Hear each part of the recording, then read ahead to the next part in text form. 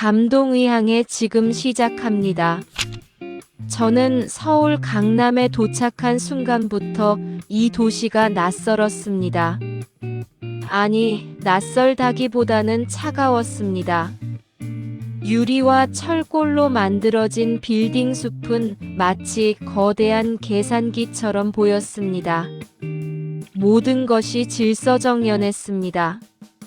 신호등은 정확했고 사람들의 발걸음은 빨랐습니다. 심지어 공기마저도 계산된 듯 매끄러웠습니다. 저는 리처드 케인입니다. 영국 런던에서 온 글로벌 금융 리스크 분석가입니다. 지난 20년 동안 전 세계 은행 시스템을 분석해 왔습니다. 뉴욕, 런던, 프랑크푸르트, 도쿄. 제가 거쳐간 도시만 해도 20곳이 넘습니다. 그런 제가 이번엔 서울에 왔습니다. 대한은행 본점의 리스크 관리 시스템을 점검하기 위해서였습니다. 오전 9시 대한은행 본점 로비에 들어섰습니다. 로비는 넓었습니다. 천장은 높았고 대리석 바닥은 반들반들했습니다. 제 구두 소리가 로비 전체에 울렸습니다. 딱딱, 딱딱. 규칙적인 소리였습니다. 이곳의 모든 것이 규칙적이었습니다. 키오스크가 일렬로 늘어서 있었습니다. 번호표를 뽑는 사람들의 동선도 정확했습니다. 창구 직원들은 미소를 지었습니다. 그 미소마저도 매뉴얼에 적힌 각도처럼 보였습니다. 저는 속으로 생각했습니다. 완벽한 시스템이군요. 감정에 개입 없이 작동하는 기계 같은 조직입니다. 그때였습니다. 한 여성이 눈에 들어왔습니다. 창구 직원이었습니다. 이름표를 보니 이서윤이라고 적혀 있었습니다. 처음엔 그저 평범한 직원으로 보였습니다. 단정한 헤어스타일에 정갈한 유니폼을 입고 있었습니다. 다른 직원들과 다를 바 없어 보였습니다. 하지만 뭔가 달랐습니다. 서윤 씨의 미소가 달랐습니다. 다른 직원들의 미소는 매뉴얼 같았다면 서윤 씨의 미소는 진짜였습니다. 어떻게 아냐고요? 저는 20년 동안 사람들의 표정을 분석해 왔습니다. 진짜 미소와 가짜 미소는 눈과 주름으로 구분됩니다. 서윤 씨의 눈가엔 작은 주름이 생겼습니다. 진심이었습니다. 한 노인이 서윤 씨 창구로 다가갔습니다. 80대쯤 되어 보였습니다. 허리가 굽었고 걸음이 느렸습니다. 노인은 통장을 꺼냈습니다. 손이 떨렸습니다. 통장이 바닥에 떨어졌습니다. 다른 창구라면 어땠을까요? 아마 직원이 기다렸을 겁니다. 노인이 스스로 주워서 건네기를. 그게 원칙이니까요. 고객이 서류를 건네야 업무가 시작되니까요. 하지만 서윤 씨는 달랐습니다.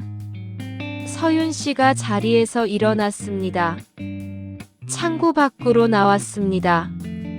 무릎을 굽혔습니다. 통장을 주었습니다.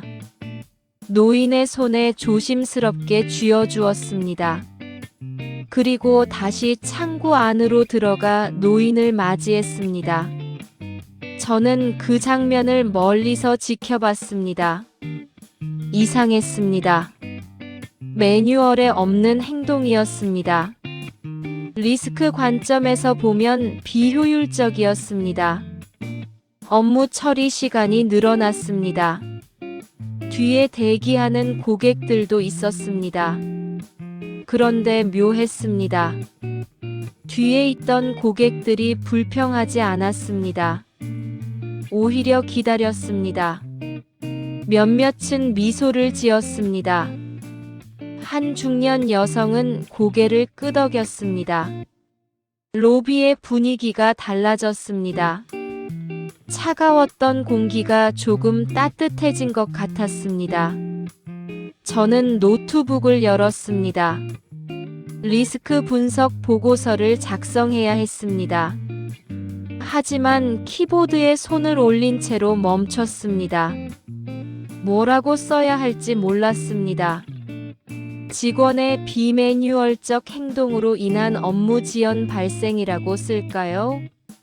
아니면 고객 만족도 향상을 위한 자발적 서비스 제공이라고 쓸까요? 둘 다 맞는 것 같았습니다.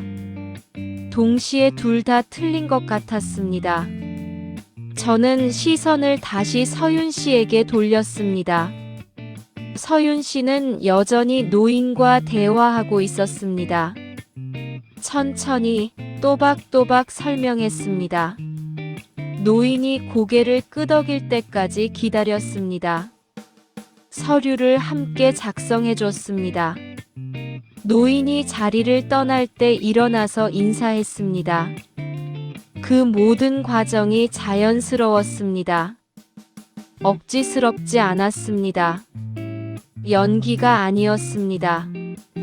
저는 혼란스러웠습니다. 저는 평생 숫자로 세상을 봤습니다. 수익률, 리스크 지수, 효율성 지표. 모든 것을 데이터로 환산했습니다. 사람도 마찬가지였습니다. 직원은 인건비였고 고객은 수익원이었습니다. 감정은 변수였고 친절은 전략이었습니다.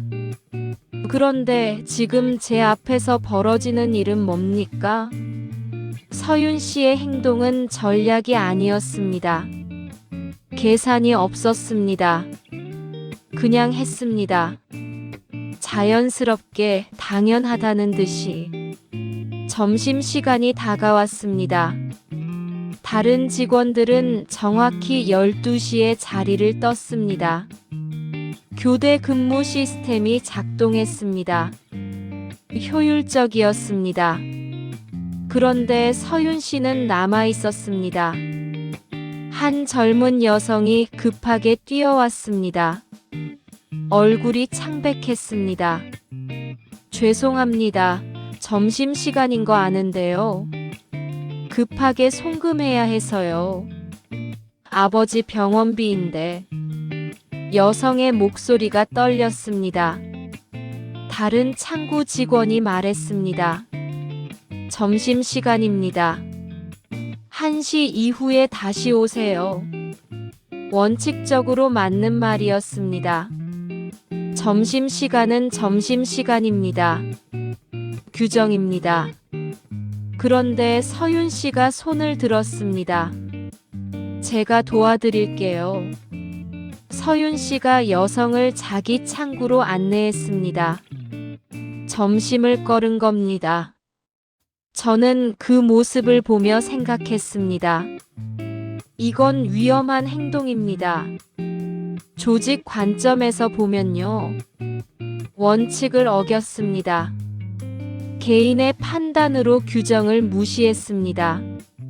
만약 모든 직원이 이렇게 행동한다면 어떻게 되겠습니까? 시스템이 무너집니다.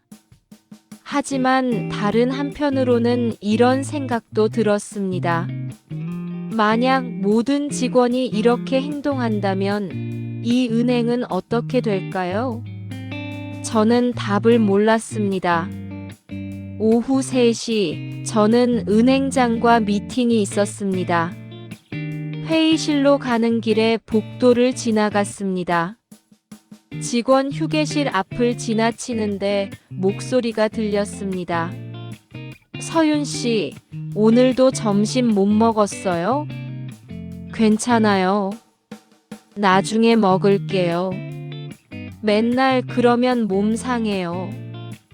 고객도 중요하지만 자기 자신도 챙겨야죠. 고객이 급하면 어쩔 수 없잖아요. 저는 걸음을 멈췄습니다. 고객이 급하면 어쩔 수 없다는 말이 귓가에 맴돌았습니다. 단순한 말이었습니다. 하지만 무게가 달랐습니다. 그 말 속에는 철학이 담겨 있었습니다. 저는 20년 동안 수많은 은행을 봤습니다. 전 세계 최고의 은행들을 분석했습니다. 그들은 모두 고객 중심을 외쳤습니다. 커스터머 퍼스트, 클라이언트 마이너스 CNTRIC, 커스터머 이즈 킹. 벽에 걸린 액자마다 그런 문구가 있었습니다. 하지만 실제로는 달랐습니다. 고객은 숫자였고 친절은 스크립트였습니다. 감동은 마케팅 전략이었고 케어는 매뉴얼이었습니다. 그런데 서윤 씨는 달랐습니다. 서윤 씨에게 고객은 숫자가 아니었습니다. 사람이었습니다. 급한 사람, 불안한 사람, 도움이 필요한 사람. 저는 회의실로 들어갔습니다. 하지만 집중할 수가 없었습니다. 은행장이 실적 보고서를 설명했습니다. 수익률이 어쩌고 시장 점유율이 어쩌고. 저는 고개를 끄덕였습니다. 하지만 머릿속은 다른 생각으로 가득했습니다. 진짜 은행의 가치는 뭡니까? 수익률입니까? 시장 점유율입니까? 아니면 저 로비에서 무릎을 굽히는 한 직원의 진심입니까? 회의가 끝났습니다. 저는 다시 로비로 내려왔습니다. 서윤 씨는 여전히 자리에 있었습니다. 퇴근 시간이 다가왔는데도 마지막 고객을 응대하고 있었습니다. 저는 멀리서 지켜봤습니다. 서윤 씨가 고객에게 고개를 숙였습니다. 감사하다고 했습니다. 문제를 해결해줘서 감사한 게 아니었습니다. 기다려줘서 감사하다고 했습니다. 이해해줘서 감사하다고 했습니다. 그 순간 저는 깨달았습니다. 서윤 씨는 시스템 밖에서 일하고 있었습니다. 매뉴얼 밖에서, 규정 밖에서. 하지만 역설적이게도 서윤 씨가 그 시스템을 지탱하고 있었습니다. 차가운 유리 건물에 온기를 불어넣고 있었습니다. 숫자로 가득한 공간에 사람의 온도를 채우고 있었습니다. 저는 노트북을 덮었습니다. 오늘 하루 동안 수집한 데이터는 많았습니다. 업무 처리 시간, 고객 대기 시간, 직원 효율성 지표. 모두 정확했습니다. 하지만 정작 중요한 건 측정할 수가 없었습니다. 진심은 어떻게 수치화합니까? 온기는 어떤 지표로 표현합니까? 사람을 대하는 태도는 어느 보고서에 기록됩니까? 저는 호텔로 돌아갔습니다. 창밖으로 서울의 야경이 보였습니다. 반짝이는 불빛들, 차가운 유리 빌딩들. 그 속 어딘가에 서윤 씨 같은 사람이 있다는 게 신기했습니다. 위험할 만큼 따뜻한 사람. 시스템을 무시하면서도 시스템을 지키는 사람. 저는 처음으로 이런 생각을 했습니다. 혹시 제가 지금까지 틀린 걸 보고 있었던 건 아닐까요? 다음 날 아침, 저는 일찍 은행에 도착했습니다. 오늘은 CCTV 모니터룸에서 관찰하기로 했습니다. 현장을 객관적으로 분석하려면 거리를 둬야 합니다. 그게 제 방식이었습니다. 오전 10시쯤이었습니다. 한 노인이 은행 문을 열고 들어왔습니다. 아니, 노인이라고 부르기엔 뭔가 이상했습니다. 옷차림이 남루했습니다. 낡은 점퍼에 찢어진 바지. 머리는 헝클어져 있었고 수염도 길게 자라 있었습니다. 노숙자처럼 보였습니다. 하지만 걸음걸이가 달랐습니다. 노숙자의 걸음은 주저합니다. 움츠러듭니다. 그런데 이 노인의 걸음은 단단했습니다. 허리도 곧았습니다. 눈빛도 흐리지 않았습니다. 저는 모니터를 주시했습니다. 흥미로운 상황이 벌어질 것 같았습니다. 노인이 서윤 씨 창구로 다가갔습니다. 다른 창구 직원들이 눈을 돌렸습니다.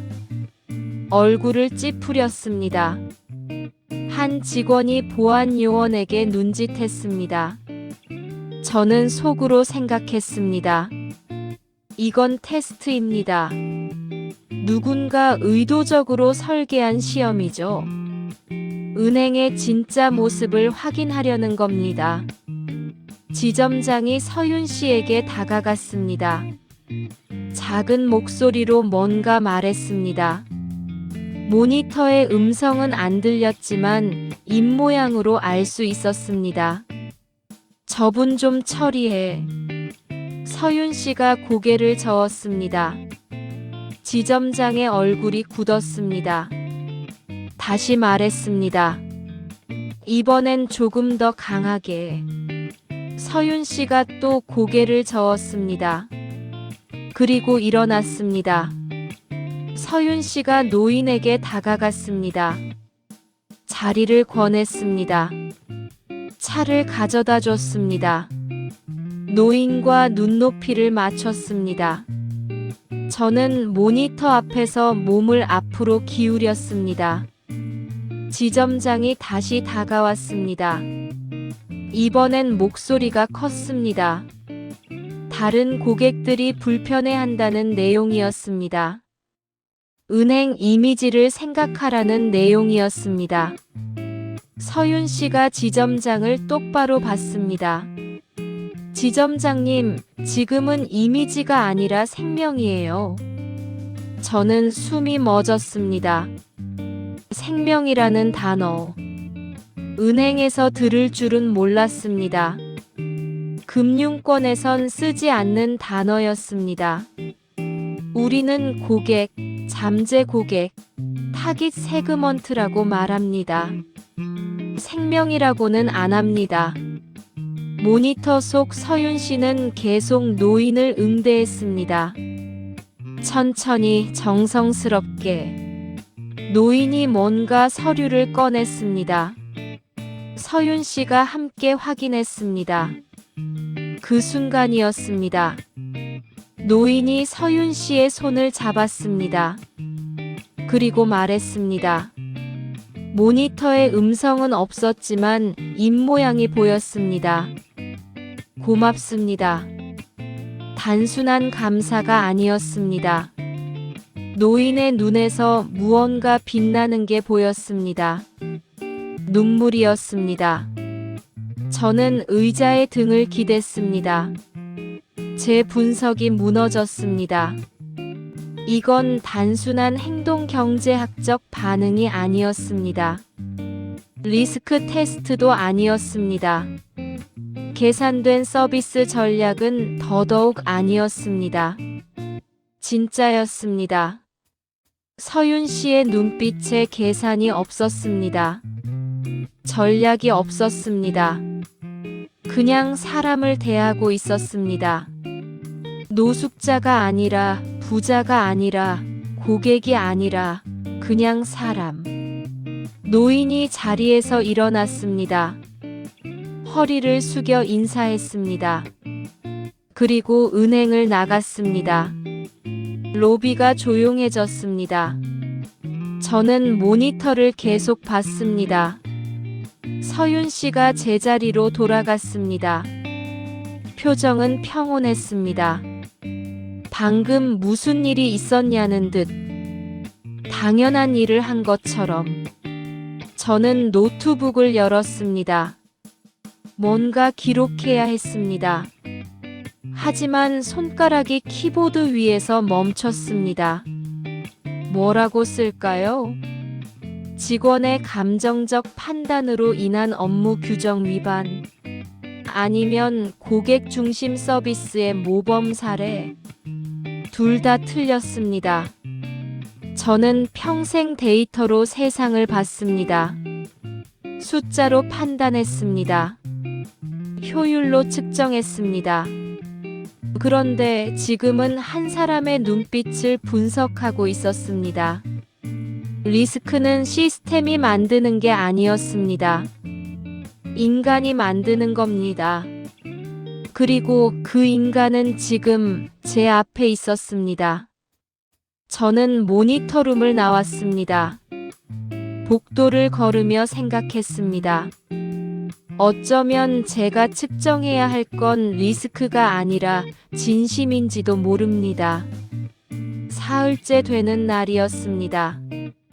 저는 이제 서윤 씨의 패턴을 파악했다고 생각했습니다. 친절하지만 비효율적인 직원, 감정적이지만 성실한 사람, 그 정도로 정리하려 했습니다. 그런데 그날 모든 게 무너졌습니다. 오후 2시쯤이었습니다. 지점장이 급히 회의를 소집했습니다. 표정이 심각했습니다. 저도 배석했습니다. 30억 원 규모의 대출 사고가 발생했습니다. 회의실이 조용해졌습니다. 지점장이 서류를 펼쳤습니다. 담당자는 이서윤 대리입니다. 서류 검토 과정에서 중대한 실수가 있었습니다. 저는 귀를 의심했습니다. 서윤 씨가 실수를요? 그렇게 꼼꼼하던 사람이요?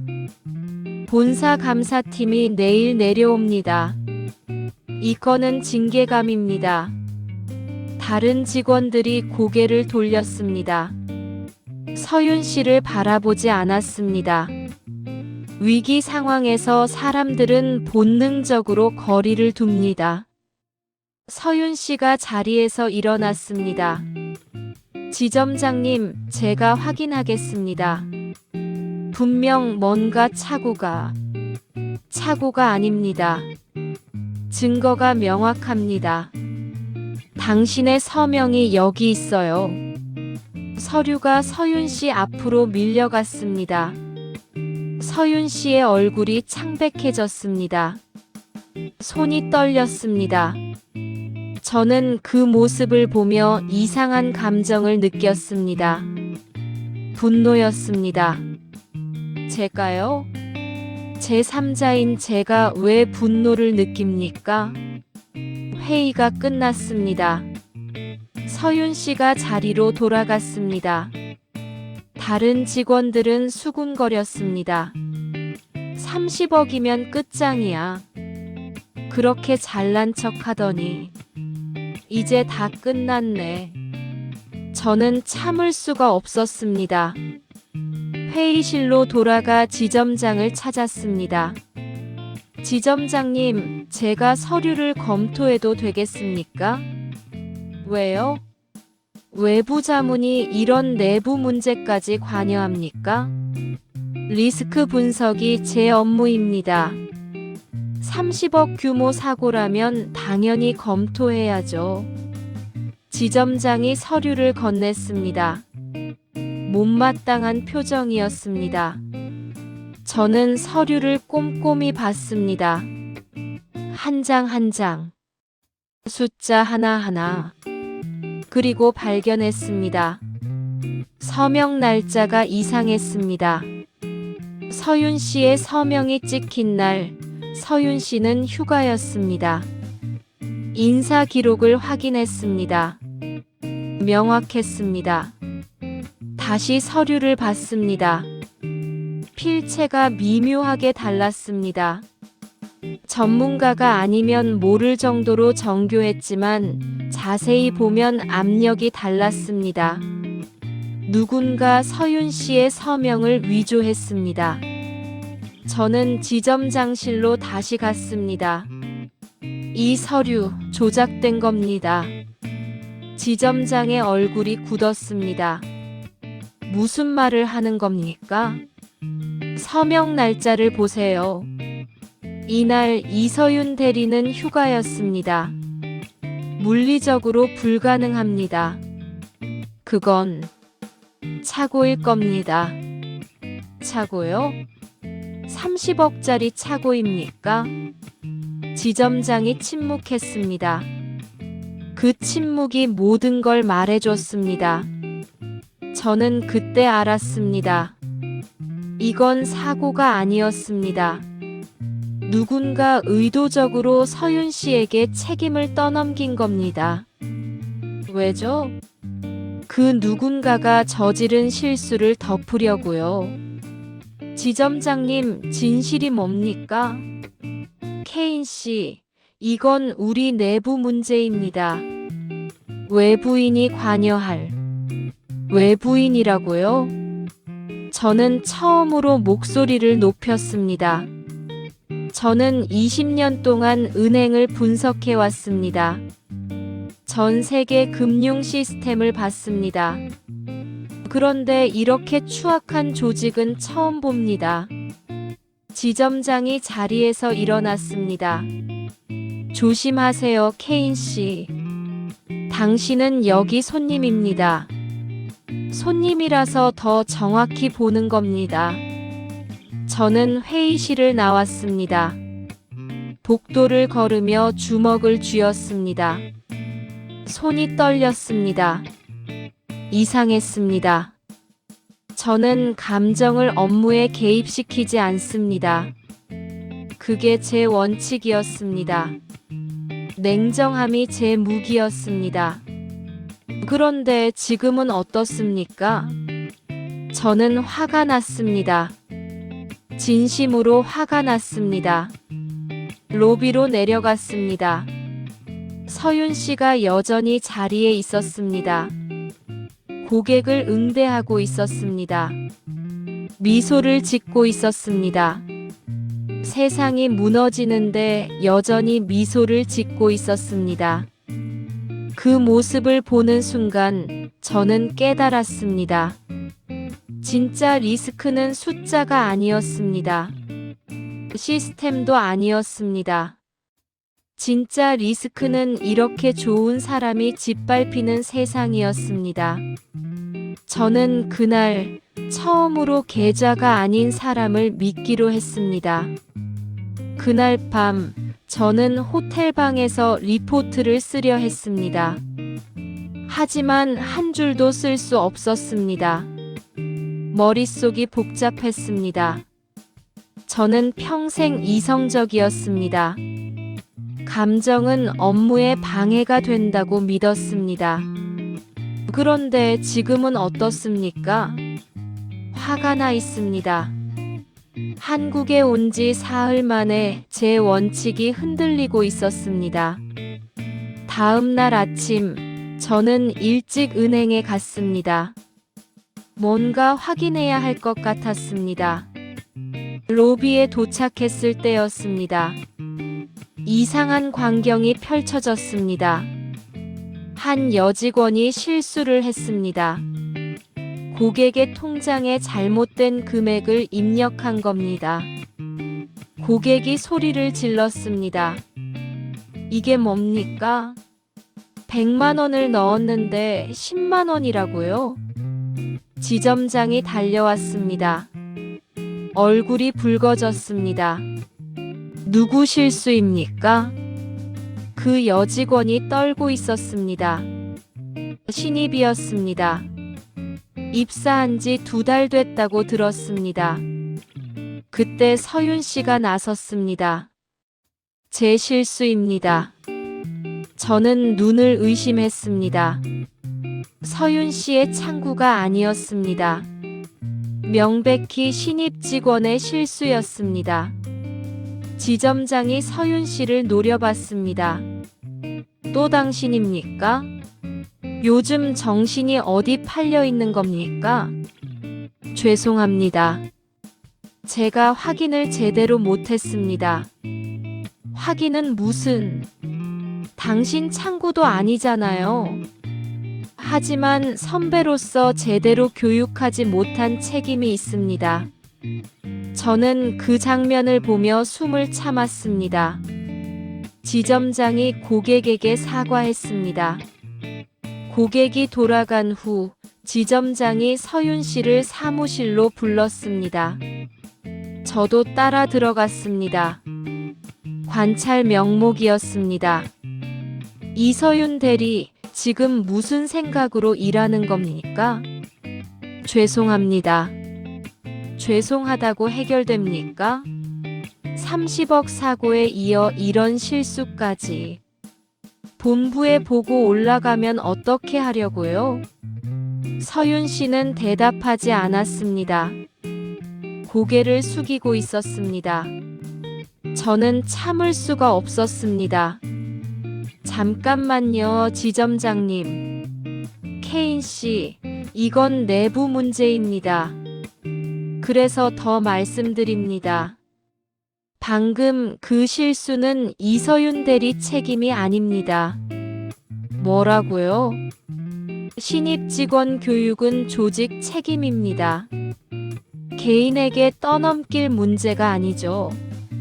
지점장의 얼굴이 일그러졌습니다. 당신이 뭘 압니까? 우리 조직 문화를? 저는 20년 동안 조직을 분석해 왔습니다. 책임을 떠넘기는 조직은 망합니다. 나가세요. 저는 사무실을 나왔습니다. 서윤 씨도 뒤따라 나왔습니다. 복도에서 서윤 씨가 말했습니다. 케인 씨, 감사합니다. 하지만 괜찮아요. 괜찮다고요? 억울하지 않습니까? 억울하긴 하죠. 하지만 신입 직원이 더 힘들 거예요. 제가 한번 혼나는 게 낫죠. 저는 말문이 막혔습니다. 이해할 수 없었습니다. 이게 정상입니까? 자기 잘못도 아닌데 왜 책임을 지는 겁니까? 서윤 씨가 미소 지었습니다. 케인 씨는 외국 분이시니까 이해 못하실 거예요. 한국에선 이게 당연한 거예요. 당연하다고요? 선배가 후배를 지키는 거.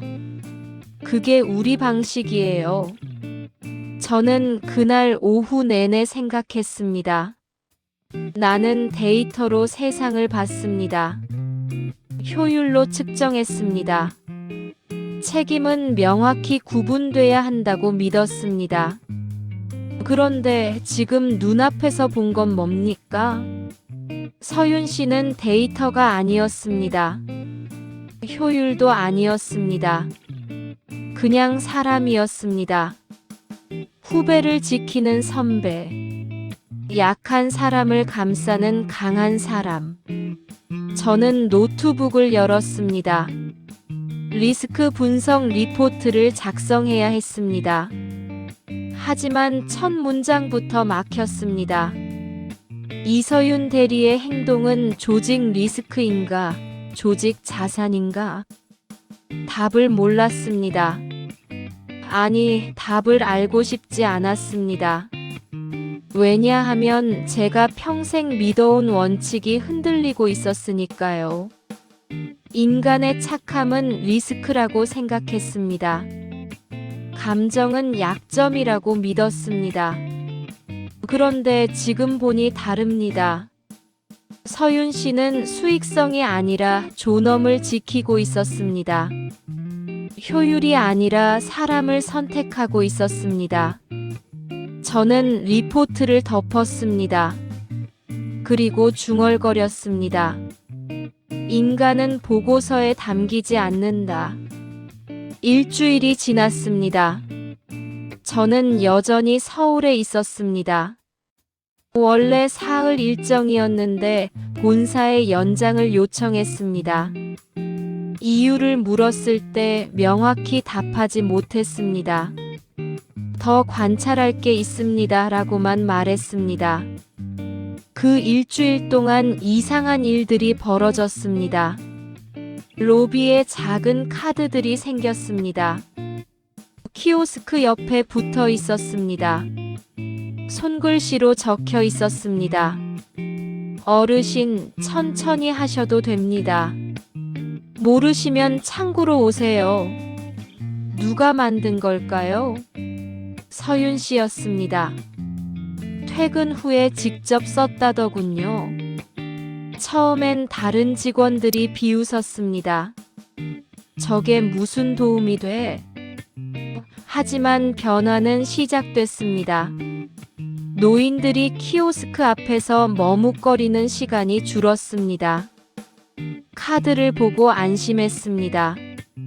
실수해도 괜찮다는 걸 알았으니까요. 대기 시간이 줄었습니다.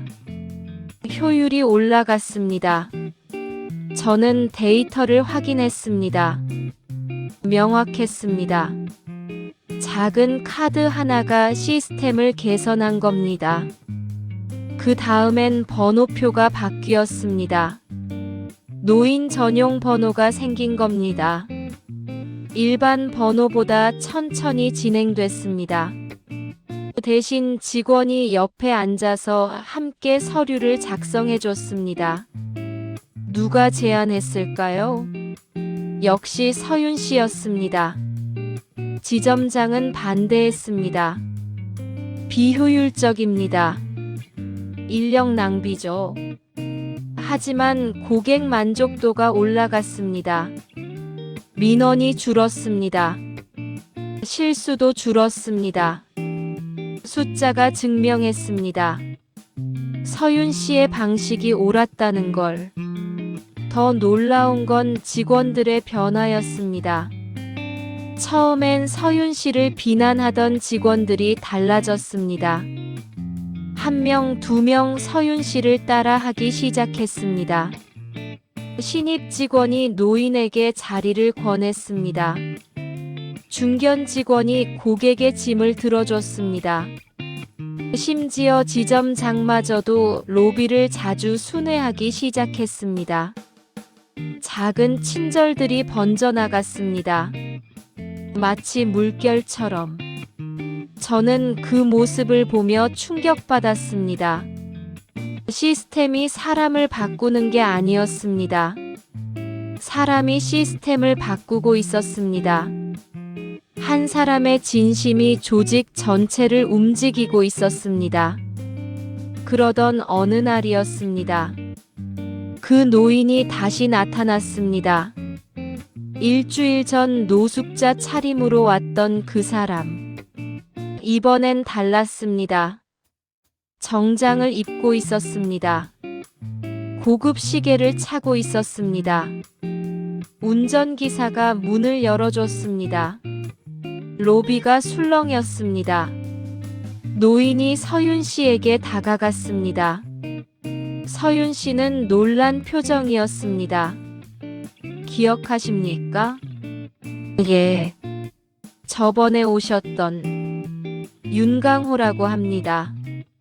YK그룹 회장입니다. 저는 멀리서 그 장면을 봤습니다. 숨이 멎었습니다. YK그룹. 한국의 재벌 기업입니다. 자산 규모만 수십조 원. 그 회장이 직접 왔습니까? 윤강호 회장이 말했습니다. 일주일 전 제가 시험을 했습니다. 이 은행이 진짜 사람을 대하는 곳인지 확인하려고요. 서윤 씨의 얼굴이 창백해졌습니다.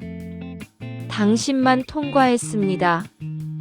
이 은행에서 유일하게. 회장이 명함을 건넸습니다. 제 며느리를 찾고 있습니다. 돈이 아니라 사람을 보는 여자. 당신 같은 사람 말입니다. 로비 전체가 정적에 잠겼습니다.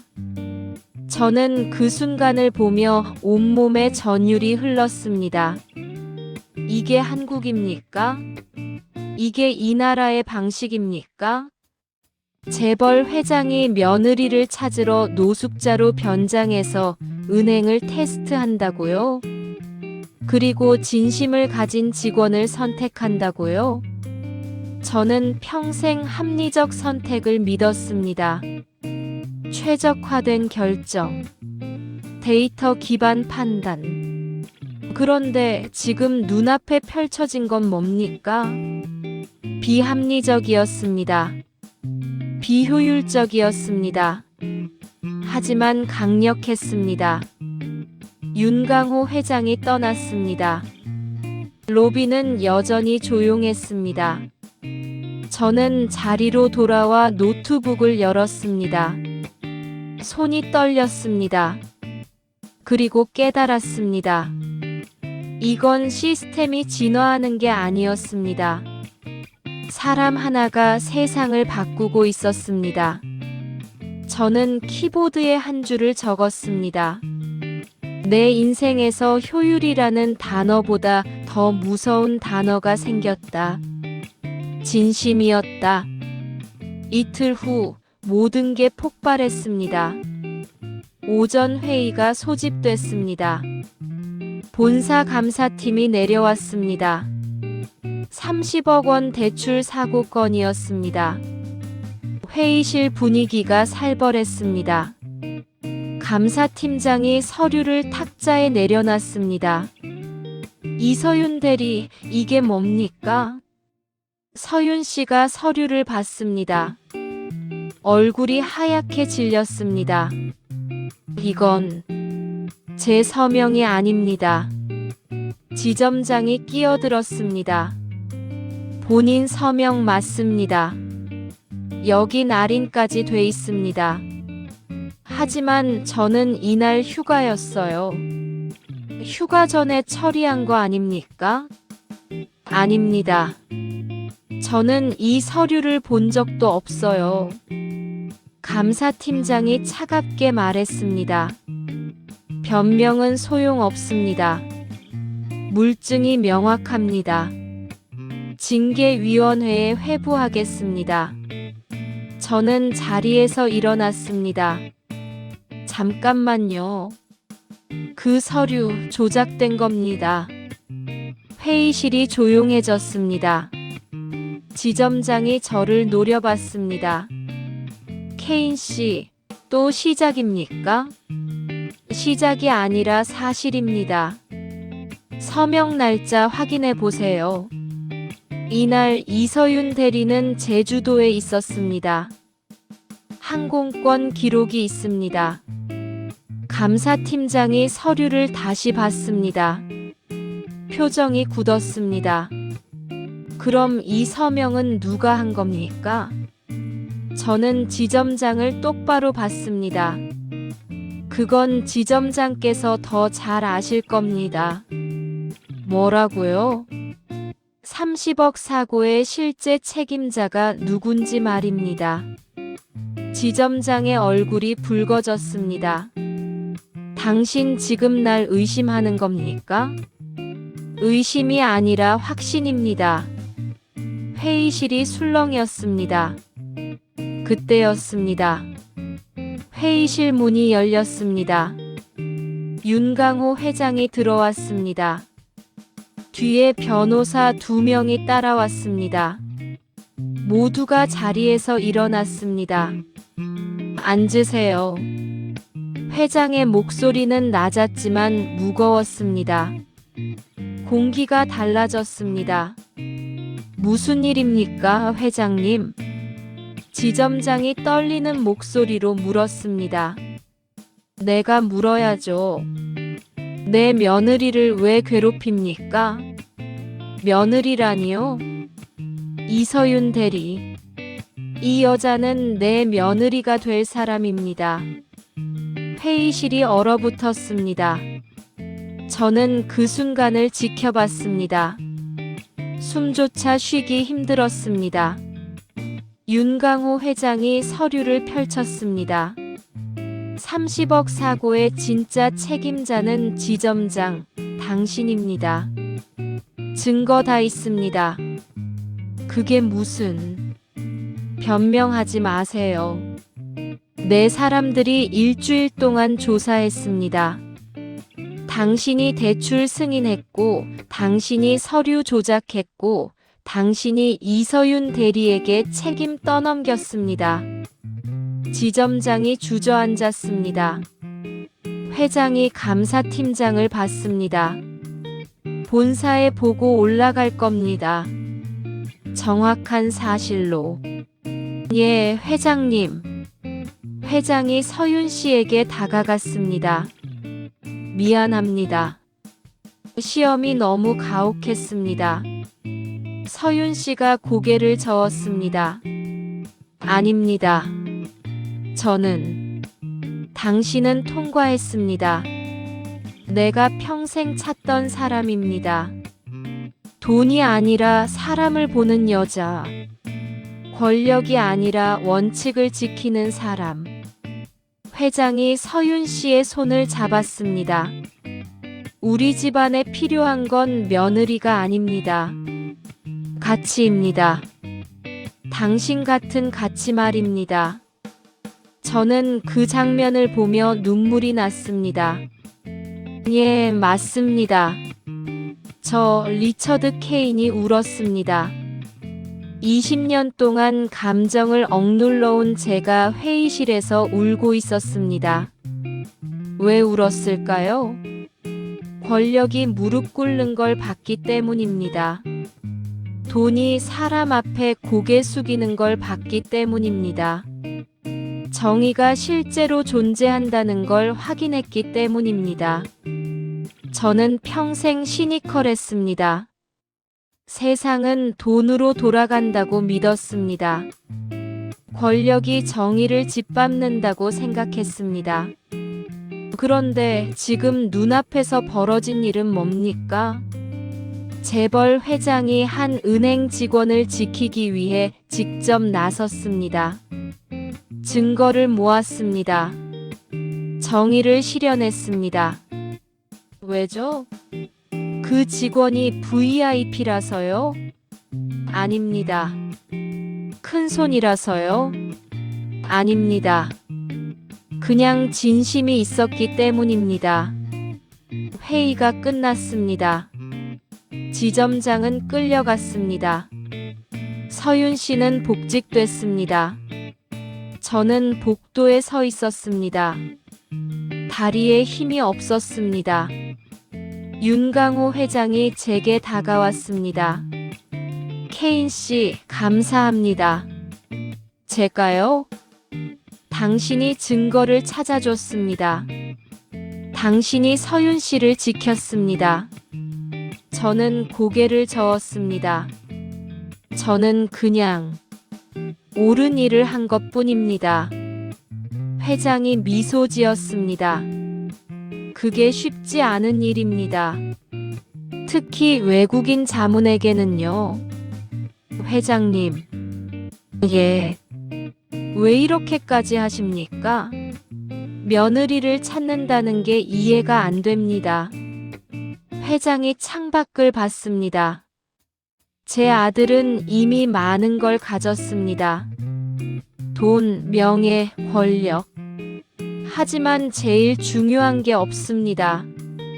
그게 뭡니까? 사람을 보는 눈입니다. 서윤 씨 같은 사람과 함께라면 내 아들이 진짜 사람이 될 수 있습니다. 저는 그 말을 듣고 무릎이 꺾일 뻔했습니다. 한국이라는 나라가 이해됐습니다.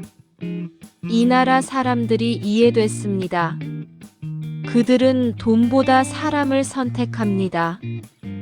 효율보다 가치를 선택합니다.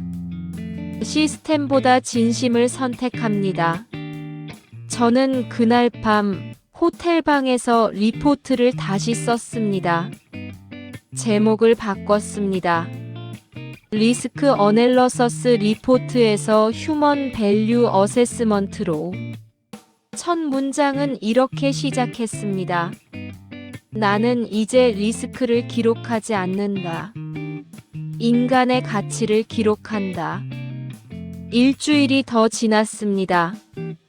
은행은 완전히 달라졌습니다. 새로운 지점장이 부임했습니다. 본사에서 직접 내려온 사람이었습니다. 첫 회의에서 그가 말했습니다. 이제부터 이 지점의 최우선 가치는 사람입니다. 직원들이 웅성거렸습니다. 사람이라니요? 수익도 아니고 실적도 아니고요. 새 지점장이 서윤 씨를 불렀습니다. 이서윤 대리 고객 서비스 혁신팀장을 맡아주십시오. 서윤 씨가 놀랐습니다. 제가요? 저는 그냥이 아닙니다. 당신의 방식이 이 은행의 새로운 표준입니다. 저는 그 장면을 보며 미소 지었습니다. 드디어 시스템이 사람을 인정한 겁니다. 하지만 진짜 변화는 그 다음이었습니다. 윤강호 회장이 다시 나타났습니다. 이번엔 아들과 함께였습니다. 윤재민, YK그룹 부회장이자 회장의 외아들이었습니다. 35살, 하버드 MBA 출신, 완벽한 스펙이었습니다. 하지만 얼굴이 차갑게 보였습니다. 눈빛에 온기가 없었습니다. 전형적인 재벌 2세 같았습니다. 회장이 서윤 씨를 소개했습니다. 재민아, 이분이 이서윤 씨가. 재민이 고개를 까딱 숙였습니다. 형식적인 인사였습니다. 안녕하세요. 서윤 씨가 공손히 인사했습니다. 처음 뵙겠습니다. 아버지께서 많은 말씀하셨습니다. 제가 배워야 할 뿐이라고요. 목소리에 감정이 없었습니다. 저는 멀리서 지켜보며 불안했습니다. 회장이 제안했습니다. 점심 같이 하시죠. 세 분이서. 세 분이요? 케인 씨도 함께요. 저도요. 저는 당황했습니다. 하지만 거절할 수 없었습니다. 식당은 조용했습니다. 고급 한정식집이었습니다. 방이 따로 있었습니다. 회장이 입을 열었습니다. 서윤 씨, 제 아들을 솔직히 평가해 주십시오. 서윤 씨가 놀랐습니다. 평가라뇨? 이 아이가 어떤 사람인지 말해주세요. 거짓 없이. 재민의 얼굴이 굳었습니다. 저도 긴장했습니다. 서윤 씨가 재민을 봤습니다. 천천히 조심스럽게 말했습니다. 완벽하십니다. 그게 전부입니까? 너무 완벽하십니다. 그래서 위험합니다. 재민이 인상을 찌푸렸습니다. 무슨 뜻입니까? 서윤 씨가 담담히 말했습니다. 실수할 줄 모르시는 것 같습니다. 실수를 해본 적이 없으니까 실수한 사람을 이해하지 못하실 겁니다. 순간 식탁이 조용해졌습니다. 재민이 찻잔을 내려놨습니다. 소리가 컸습니다. 제가 냉정하다는 말입니까? 냉정한 게 아닙니다. 안전하신 겁니다. 안전하다고요? 사람은 실수하면서 배웁니다. 넘어지면서 강해집니다. 부회장님은 한 번도 넘어져 보신 적이 없으신 것 같습니다. 재민이 웃었습니다. 비웃는 웃음이었습니다. 그래서요? 제가 넘어져야 한다는 겁니까? 아닙니다. 넘어진 사람 곁에 서 보셔야 한다는 겁니다. 저는 숨을 참았습니다. 회장이 고개를 끄덕였습니다. 계속하세요. 서윤 씨가 말했습니다. 부회장님은 모든 걸 가지셨습니다. 하지만 제일 중요한 걸 모르십니다. 그게 뭡니까? 약함의 가치입니다. 재민이 자리에서 일어났습니다. 이 무례함을 참아야 합니까? 회장이 손을 들었습니다. 앉아라. 아버지, 앉으라고 했다. 목소리가 낮았지만 강했습니다. 재민이 다시 앉았습니다. 회장이 서윤 씨를 봤습니다. 좋습니다. 당신 말이 맞습니다. 이 아이는 약함을 모릅니다. 그래서 당신이 필요합니다. 저요? 당신이 우리 며느리가 되어 주십시오. 이 아이를 진짜 사람으로 만들어 주십시오. 서윤 씨가 고개를 저었습니다. 회장님, 저는 결혼 같은 건 사랑하라는 게 아닙니다. 일단 옆에 있어 주십시오. 이 아이가 당신을 보며 배우게 해 주십시오. 저는 그 대화를 들으며 충격받았습니다. 이게 한국입니까? 결혼이 계약이 아니라 교육입니까? 며느리가 가족이 아니라 선생입니까? 재민이 차갑게 말했습니다. 저는 동의하지 않습니다. 회장이 아들을 봤습니다. 내가 동의할 필요 없다. 내가 결정했다. 권력으로 결혼을 강요하시겠다는 겁니까?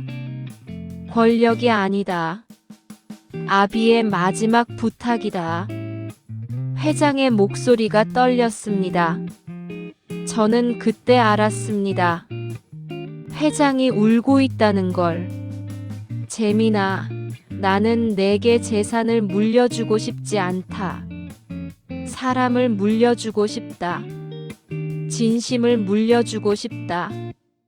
재민이 고개를 돌렸습니다. 회장이 계속 말했습니다. 너는 내 아들이다. 하지만 사람이 아니다. 아직은. 아버지, 서윤 씨 같은 사람과 함께하면 너도 사람이 될 수 있다. 식탁에 침묵이 흘렀습니다. 서윤 씨가 조용히 말했습니다. 회장님, 시간을 주십시오. 시간, 부회장님께, 그리고 저한테도 우리가 서로를 이해할 시간 말입니다. 회장이 고개를 끄덕였습니다. 좋습니다. 1년 드리겠습니다. 저는 그날 식당을 나서며 생각했습니다. 권력이 무릎 꿇는 장면을 봤습니다. 아버지가 아들 앞에서 눈물 흘리는 모습을 봤습니다. 재벌이 돈이 아니라 사람을 구걸하는 광경을 목격했습니다. 이게 한국입니다. 돈보다 사람이 위에 있는 나라. 권력보다 진심이 무거운 사회. 저는 호텔로 돌아와 리포트를 다시 열었습니다. 한 문장을 추가했습니다. 그날 나는 권력이 무릎 꿇는 걸 봤다. 그것도 사람 앞에서. 석 달이 지났습니다. 저는 런던으로 돌아가지 않았습니다. 본사에 장기 체류를 요청했습니다. 이유는 간단했습니다. 이 이야기의 끝을 보고 싶었습니다. 서윤 씨와 재민 씨는 천천히 가까워졌습니다. 매주 한 번씩 만났습니다. 식사를 하거나 차를 마셨습니다. 처음엔 어색했습니다. 재민 씨는 여전히 차갑게 보였습니다. 하지만 변화는 시작됐습니다. 한 번은 서윤 씨가 재민 씨를 은행으로 데려왔습니다. 하루만 여기서 일해보세요. 제가요? 은행 창구에서요? 네. 부회장님이 모르는 세상을 보여드리고 싶어요. 재민 씨가 유니폼을 입었습니다. 창구에 앉았습니다.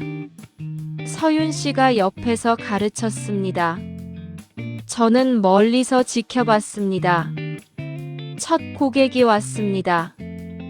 80대 할머니였습니다. 손이 떨렸습니다. 통장을 떨어뜨렸습니다. 재민 씨가 당황했습니다. 어떻게 해야 할지 몰랐습니다. 서윤 씨가 속삭였습니다. 일어나세요. 주워드리세요. 제가요? 네. 그분께는 그게 전부예요. 재민 씨가 자리에서 일어났습니다. 창구 밖으로 나왔습니다. 무릎을 굽혔습니다. 통장을 주었습니다. 할머니의 손에 쥐어줬습니다. 할머니가 미소 지었습니다. 고맙네, 젊은이. 재민 씨가 멈췄습니다. 그 미소를 보고 멈췄습니다. 그날 저녁 재민 씨가 제게 말했습니다. 케인 씨, 이상합니다. 뭐가요? 할머니의 미소가 자꾸 생각납니다. 제가 해준 건 통장 하나 주운 것뿐인데요. 저는 미소 지었습니다. 그게 전부가 아니었습니다. 예. 당신은 처음으로 무릎을 굽혔습니다. 그게 시작입니다. 재민 씨가 창밖을 봤습니다. 표정이 달라져 있었습니다. 그 후로 재민 씨는 자주 은행에 왔습니다. 창구에 앉아 고객들을 응대했습니다. 실수도 많이 했습니다. 꾸지람도 들었습니다. 하지만 웃기 시작했습니다. 진짜 웃음이었습니다. 6달이 지났을 때 윤강호 회장이 상견례를 제안했습니다. 이제 됐습니다. 우리 며느리를 정식으로 맞이하고 싶습니다. 상견례는 조용했습니다. YK그룹 본사 귀빈실이었습니다. 가족만 모였습니다. 저도 초대받았습니다. 회장이 서윤 씨에게 말했습니다. 우리 며느리가 되어 주십시오. 이 늙은이의 마지막 소원입니다. 서윤 씨가 눈물을 글썽였습니다. 회장님, 제 아들이 사람이 됐습니다. 당신 덕분입니다. 재민 씨가 서윤 씨 옆에 섰습니다. 손을 잡았습니다. 서윤 씨, 처음엔 이해 못했습니다. 아버지가 왜 당신을 선택했는지. 지금은요? 지금은 제가 당신을 선택합니다. 목소리가 떨렸습니다. 진심이었습니다. 재민 씨가 계속 말했습니다. 당신과 함께한 6달이 제 인생 35년보다 값집니다. 당신이 가르쳐 줬습니다. 사람이 무엇인지. 서윤 씨가 고개를 끄덕였습니다. 저도 배웠어요. 완벽한 사람은 없다는 걸. 둘이 마주봤습니다. 온기가 느껴졌습니다. 회장이 박수를 쳤습니다.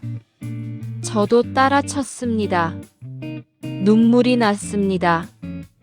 또 울었습니다. 상견례가 끝나고 회장이 저를 따로 불렀습니다. 케인 씨, 당신 리포트 읽었습니다. 예. 본사에 보고 올라왔더군요. 휴먼 밸류 어세스먼트라고. 저는 당황했습니다. 그 리포트는 개인적인 기록이었습니다. 좋은 보고서였습니다. 한국을 이해하셨더군요. 감사합니다. 한국에 남을 생각 없습니까? 저요? YK그룹에서 일해 주십시오. 당신 같은 사람이 필요합니다. 저는 망설였습니다. 런던의 제 삶이 떠올랐습니다.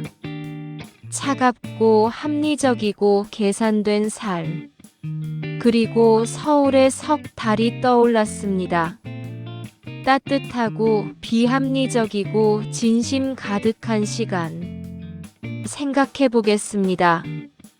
회장이 미소 지었습니다. 서두르지 마세요. 답은 이미 나와 있을 겁니다. 그날 밤 저는 호텔 창가에 앉았습니다. 서울의 야경이 보였습니다. 여전히 차가운 유리 빌딩들이었습니다. 하지만 이제는 달리 보였습니다. 저 빌딩 속에 서윤 씨 같은 사람들이 있습니다. 진심으로 사람을 대하는 사람들. 시스템 밖에서 시스템을 지키는 사람들. 저는 노트북을 열었습니다. 마지막 문장을 적었습니다. 나는 평생 돈의 흐름을 추적했다.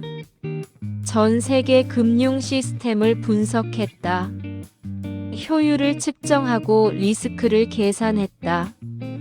하지만 한국에서 배운 건 돈보다 빠른 게 있었다. 진심이다. 진심은 이윤을 계산하지 않는다. 리스크를 두려워하지 않는다. 그래서 강하다. 나는 그날 이후 사람을 믿기로 했다. 손가락이 멈췄습니다. 마지막 문장을 더 추가했습니다. 그리고 서울에 남기로 했다. 다음 날 아침, 저는 회장에게 전화했습니다. 제안 받아들이겠습니다. 좋은 결정입니다. 하지만 조건이 있습니다. 말씀하세요. 저도 은행 창구에서 일주일 일해보고 싶습니다. 서윤 씨처럼. 회장이 웃었습니다. 당신도 배우고 싶은 겁니까? 네. 사람이 되고 싶습니다. 그렇게 저는 서울에 남았습니다. 지금 제 명함에는 YK그룹 고문이라고 적혀 있습니다. 하지만 제 진짜 직함은 다릅니다. 서윤 씨의 제자입니다. 저는 여전히 은행에 갑니다. 매주 한 번씩 창구에 앉습니다. 고객들을 만납니다. 실수도 하고 배우기도 합니다. 그리고 깨달았습니다. 한국은 단지 부자가 된 나라가 아닙니다. 품격을 가진 나라입니다. 사람이 돈보다 위에 있는 나라. 진심이 효율보다 무거운 나라. 저는 이제 돈의 리스크를 기록하지 않습니다. 인간의 가치를 기록합니다.